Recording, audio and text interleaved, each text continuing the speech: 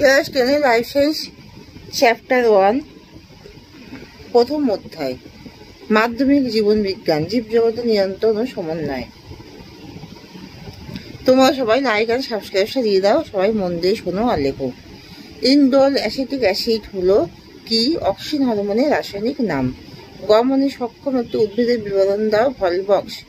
একটি ক্ষারীয় উদ্ভিদ হরমোনের উদাহরণ দাও। সাইটোকাইনিন। উদ্ভিদের কোষ বিভাজন নিয়ন্ত্রণকারী হরমোনের নাম কি? সাইটোকাইনিন। স্নায়ু কোষের মৃত্যুর পর কে তার স্থান দখল করে? নিউরোগ্লিয়াম। স্নায়ু আবরণকে কি বলে? এপিনিউরিয়াম। স্নায়ু কোষ বিভাজিত হয় না কেন? সেন্ট্রিওম নিষ্ক্রিয় থাকার কারণে। এটি মিশ্র স্নায়ুর উদাহরণ দাও। ভিগাস। মস্তিষ্কের কোন অংশ দেহের ভারসাম্য নিয়ন্ত্রণ করে? লঘু মস্তিষ্ক।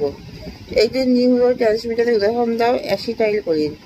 গুরু মস্তিষ্কের যোজককে কি বলে? Corpus callosum. লঘু মস্তিষ্কের যোজককে কি বলে? ভার্মিস। একটি সরল পরিবর্তকের উদাহরণ দাও। চোখে আলো পড়লে তৎক্ষণাৎ চোখের পাতা বন্ধ হয়ে যায়। বেলানভিয়ারের পর্বত নিউরনের কোথায় থাকে? অ্যাকশনে। চোখের সঙ্গে যুক্ত স্নায়ুটির নাম লেখো। অপটিক স্নায়ু। CSF এর পুরো নাম কি? Cerebro spinal fluid. মস্তিষ্কের রিলে স্টেশন কাকে বলে? মস্তিষ্কের রিলে কাকে বলে? স্টেশন বলে। দুটি স্নায়ুকোষের সংযোগস্থলকে কি বলে? সাইন্যাপস।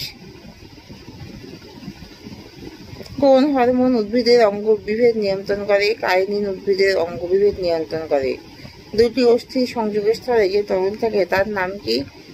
সাইনোভিয়াল তরল। মেনিনজেস ও CSF এর অবস্থান বিবৃত করো। মেনিনজেস মস্তিষ্ক সুষুম্নাকাণ্ডকে ঘিরে অবস্থান করে। CSF কেন্দ্রীয় স্নায়ুতন্ত্রের গহ্বরে সুষুম্নাকাণ্ডের কেন্দ্রনালী ও সাপ অ্যারাকনয়েড স্থানে অবস্থান করে। উদ্ভিদের বীজ ও পর্বমধ্যের উপর জিবরেলিন হরমোন কি প্রভাব ফেলে তা ব্যাখ্যা করো। জিবরেলিন বীজের সুপ্তদশা ভঙ্গ করে অঙ্কুরোদ্গমে সাহায্য করে। অক্ষিগোলকের বিভিন্ন প্রতিসাধক মাধ্যমগুলির নাম ক্রমানুসারে লেখো। Cornea, aqueous humour lens, vitreous humour. Axon ও ডেনড্রনের পার্থক্য লেখো। অ্যাকশন সাধারণত শাখাহীন, কিন্তু ডেনড্রনে শাখা প্রশাখা যুক্ত হয়। অ্যাকশনের কাজ হলো স্নায়ু স্পন্দন কোষ দেহ থেকে পরবর্তী স্নায়ু কোষে বহন করা। ডেনড্রনের কাজ হলো স্নায়ু স্পন্দন গ্রহণ করে কোষ দেহে পাঠিয়ে দেওয়া।